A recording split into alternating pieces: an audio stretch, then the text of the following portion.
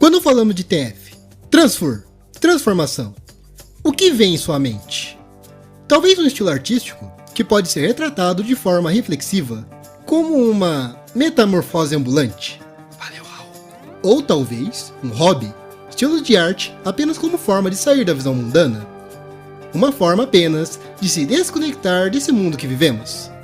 Ou em outros casos, apenas como um fetiche, uma atração patológica utilizada apenas para satisfazer os desejos de seu usuário. Em todo caso, um TF pode ser tudo isso e mais um pouco.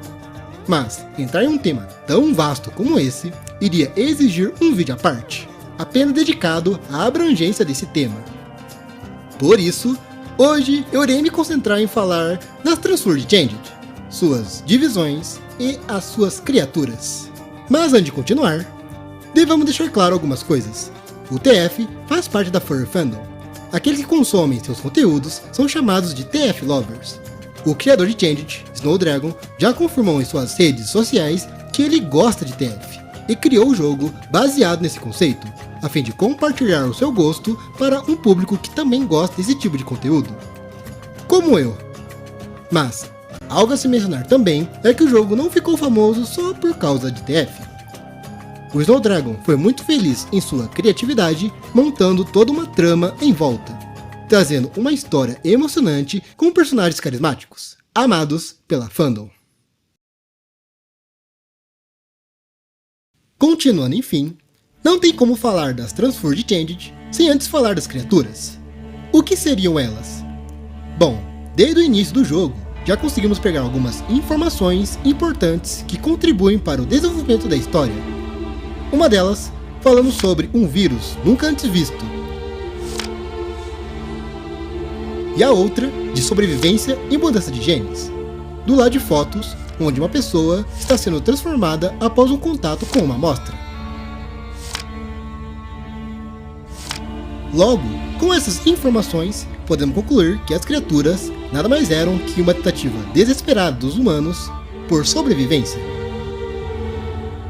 Sua principal composição é de látex, e mais para frente, no jogo, Puro fala que foram coletados o DNA de animais para ocorrer essas mudanças no corpo das pessoas. O problema é que essas criaturas não mudavam apenas a aparência, mas também os seus pensamentos, resultando na perca do indivíduo original. E podemos perceber isso com algumas fotos dos experimentos e de algumas transformações também. E assim percebemos que, como esse conceito aqui em Changed é promissor, uma instituição abandonada que, quando estava ativa, coletou milhares de DNA de espécies diferentes que alteravam não só o corpo, como também o indivíduo, e que agora todas elas estão por aí à solta. Para uma mente criativa, isso seria um belo de um prato cheio, já que poderia testar diversas ideias referente à espécie das criaturas, seus comportamentos, influenciando diretamente a gameplay e as suas transformações. E aqui em Changed, diria que para um jogo relativamente curto, o criador conseguiu colocar uma boa base no jogo. Saca só esses números, tendo notáveis 37 transfers na gameplay, com mais 13 transfers explicativos, totalizando incríveis 50 transformações. E pegando os finais, sobe para 54. Cara, até eu fico surpreso aqui. O Snowdragon conseguiu criar uma variedade muito grande de TF no Changed original, cada uma com suas peculiaridades, variando desde as espécies até das transfers e seus comportamentos, o que enriquece o jogo cada vez mais. Algumas delas tendo telas pós-transfers, sendo telas que acompanham a transformação que acabou de acontecer, podendo mostrar desde o seu resultado final ou durante o TF. Essas ainda podendo dar um ar de sofrimento, satisfação, perda ou dor, dando determinado peso na situação. Algumas são desenhadas, enquanto outras são continuações de gameplay.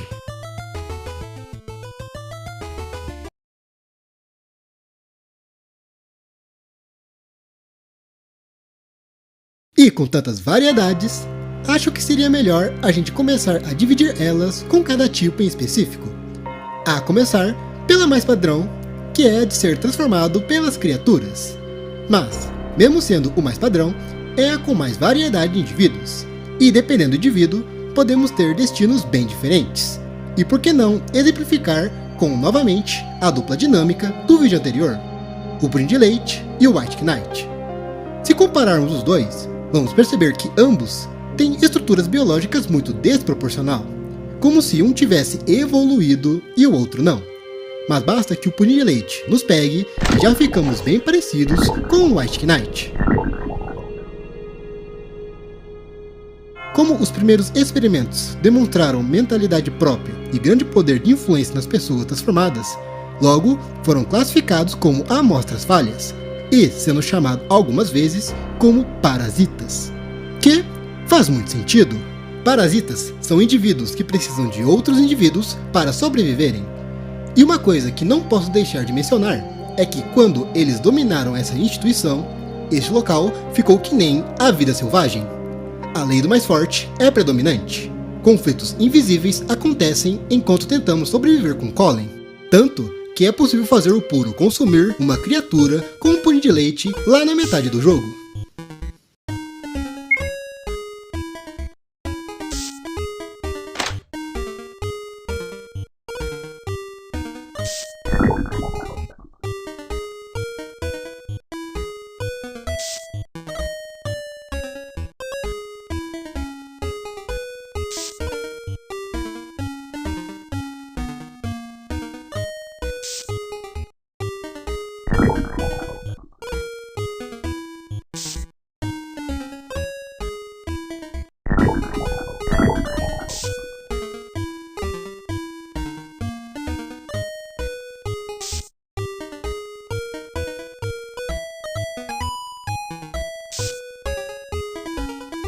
Por isso, um dos principais temas que o jogo carrega é nessa parte de evoluir, porque aquele que evolui e se adapta às hostilidades é o que tem mais chance de sobreviver. Eles estão em constante evolução, mas eles conseguem acelerar esse processo com um hospedeiro.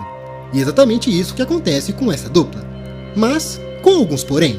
O Pudim de Leite, com o seu organismo simples, não tem um corpo formado a ser melhorado. Então o que ele faz é se juntar com o seu hospedeiro, misturando e mudando o DNA e criando um novo indivíduo, alterando rapidamente o exterior e lentamente o interior, como podemos concluir com alguns elementos, como a tela pós-transfer, indicando plena consciência do que está acontecendo, dedurados pelos seus característicos olhos azuis, e também pela comparação direta ao White Knight, que, por sua vez, não demonstra nenhuma racionalidade quando percebe Colin, indo para cima no exato momento que percebe a nossa presença,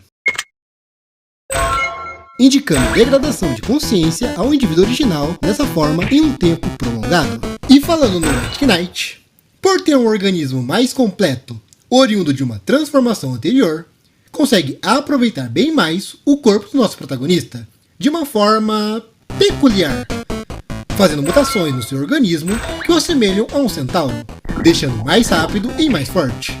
Enquanto o nosso personagem fará para sempre parte desse corpo, sem chance de escapatória, preso e sendo usado como escada para uma criatura ficar mais forte. Mas esses exemplos não são uma regra.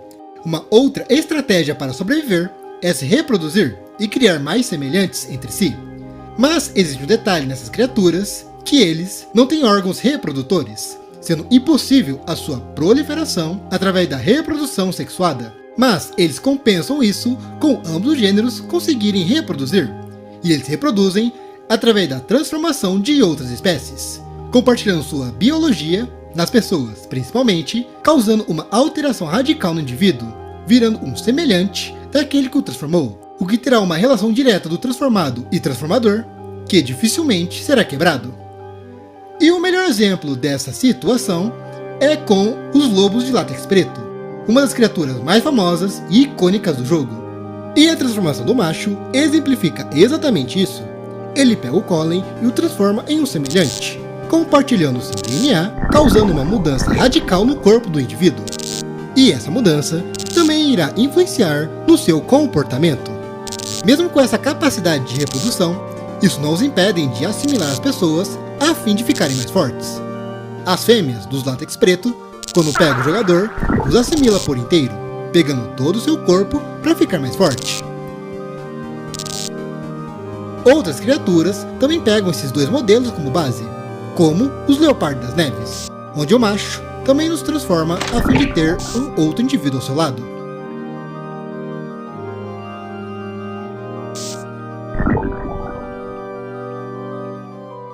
E a fêmea, que de novo se diferencia do macho. Na verdade, ela consegue se diferenciar de todos que falei aqui, graças às suas duas transformações, mostrando seu corpo ser bastante semelhante à de uma roupa. No jogo, há duas informações que falam e comprovam essa diferença.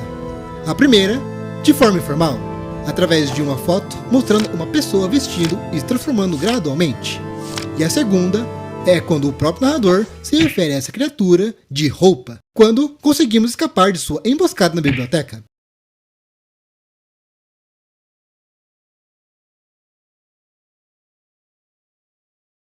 Por isso, acredito fazer sentido separar o seu tipo de transformação da dos outros, mesmo fazendo parte do mesmo tema. E uma outra criatura que também vale a pena ser mencionado é a do gato Ming, que podemos nos referir como transformação envolvendo diretamente os ferais. Animais que entraram em contato com as amostras dos experimentos e com isso também podem assimilar e alterar o DNA de outros hospedeiros, causando uma transformação instantânea não só no exterior, como também no interior, graças à mentalidade já presente do animal. E com isso, acredito que conseguimos falar bem das transformações por criaturas. Claro que a variedade de indivíduos desse tema é muito grande, variando bastante os seus comportamentos e nas suas transformações. Por exemplo, na biblioteca, somos apresentados essas duas postas de látex branco. Uma dará a mesma transformação que o bolinho de leite, enquanto a outra mostrará uma versão fêmea da anterior. Isso indica que algumas criaturas conseguem modificar o gênero do hospedeiro original na formação de um novo indivíduo, mudando toda a sua estrutura e característica do gênero masculino para o feminino, virando uma fêmea. Características bem específicas que valerão mais a pena falar sobre em vídeos dedicados, porque a base de todos eles, no original, é essa. Então, vamos partir para outros tipos de transfers presentes em Changed. Dessa vez, vamos falar das transformações por objetos contaminados. E como objetos contaminados, estou me referindo desde a armadilhas derivadas das criaturas, até de utensílios de laboratórios. E os principais que vêm à mente são os cristais que aparecem na gameplay. Quando encostamos neles, Colin sofre uma transformação imediata.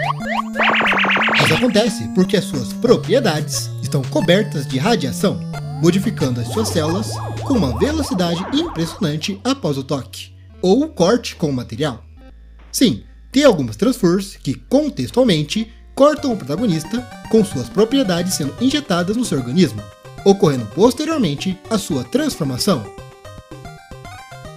Na gameplay, temos apenas dois momentos onde esse tipo de transfer acontece, sendo um aqui no início do jogo, com esses cristais verdes, e o outro lá no final, com esses cristais vermelhos. Mas podemos ver mais das transfers em alguma das transfers explicativas que podemos encontrar durante o jogo. Duas dessas envolvendo cristais que nos transformam em um dragão,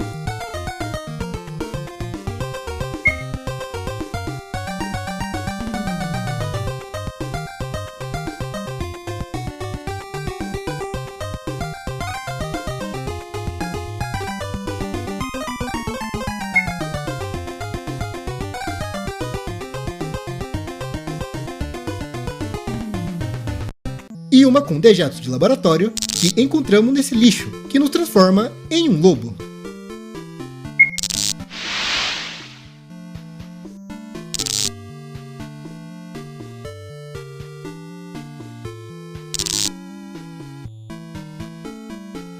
E, bem, essa pode ser polêmica, mas vou colocar aqui também a máscara do lobo de látex preto, que podemos inspecionar e que ativará uma transfer explicativa.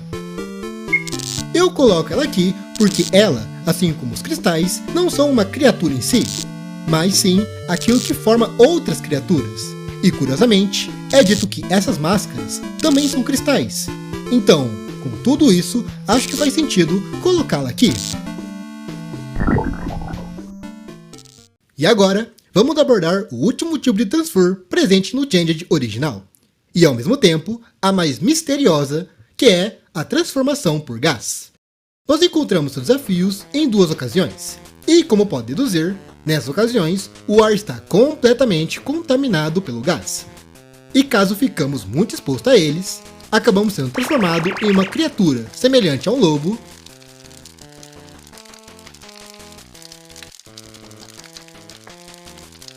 e nesse tigre branco. Mas, diferente das outras que falamos, essa não tem nenhum tipo de explicação ou contexto do porquê existe, seja em documentos ou até mesmo nenhuma transformação explicativa com essa temática do gás, deixando um chato mistério da sua criação, dando mais espaço para teorias do que algo realmente verídico. Por causa disso, irei me abster de falar muito deles nesse vídeo. Às vezes, nem tudo na vida precisa de uma explicação. Como podem ver, só existem duas formas que um TF pode atuar no corpo de uma pessoa. Uma sendo de fora para dentro, onde o exterior é modificado primeiro, seguido pelo interior, até chegar nos pensamentos, modificando toda a sua personalidade e indivíduo interior, sendo mais demonstrado nas criaturas que nos fazem semelhantes e como hospedeiros. E o outro, de dentro para fora, com a mudança iniciando por dentro do organismo, se proliferando e mudando de célula em célula, até chegar e se manifestar no exterior, sendo predominantes em armadilhas das criaturas e objetos infectados, ou por gases que entram no organismo através da respiração, resultando sempre em um novo indivíduo.